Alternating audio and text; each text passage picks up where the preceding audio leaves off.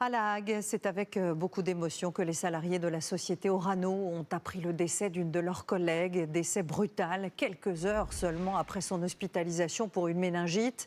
Une cinquantaine d'entre eux ont été identifiés comme cas contact. Les autorités ont lancé une enquête, mais aucun lien n'est pour l'instant établi avec l'épidémie inédite en cours en Angleterre, avec ce soir 29 cas, dont 2 mortels.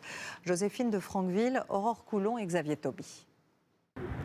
Le plus choquant pour les salariés d'Orano, c'est la vitesse avec laquelle la méningite a emporté leurs collègues.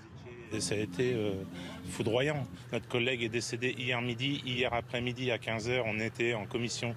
Et dans la foulée, les 50 cas contacts, alors je crois qu'ils sont 51 exactement, ont été appelés individuellement. Ceux qui l'ont côtoyé dans ce bâtiment, un open space, vont bénéficier d'un traitement antibiotique préventif spécifique pendant 48 heures et devront rester à leur domicile pendant 10 jours. Et l'après-midi même, ces pharmaciens ont commencé à recevoir des coups de fil inquiets d'habitants de la région. Je ne sais pas si j'étais en contact ou pas. Est-ce que je dois prendre un traitement? Est-ce que je dois faire un vaccin?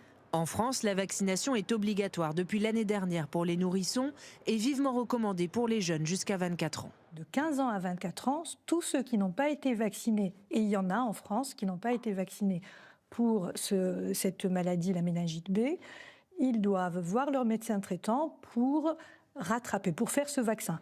Car cette infection des méninges, c'est-à-dire des membranes du cerveau et de la moelle épinière, touche essentiellement les jeunes, à cause de leur mode de vie. Davantage en promiscuité, en cours, dans les transports ou dans les bars. L'épidémie anglaise a d'ailleurs démarré dans une boîte de nuit. 2 jeunes de 18 et 21 ans sont décédés dans la foulée. Aujourd'hui, ils sont des centaines à se presser pour obtenir des antibiotiques ou être vaccinés.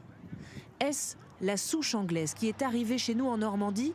C'est ce que ce professeur analyse dans ce laboratoire. Pour l'instant, rien ne permet de dire que ce cas-là est lié à ce qui s'est passé en Angleterre. Il faut qu'on attende que la souche nous arrive. Un autre Français est hospitalisé actuellement sur notre territoire pour une méningite avec la souche anglaise. Il avait séjourné au Royaume-Uni.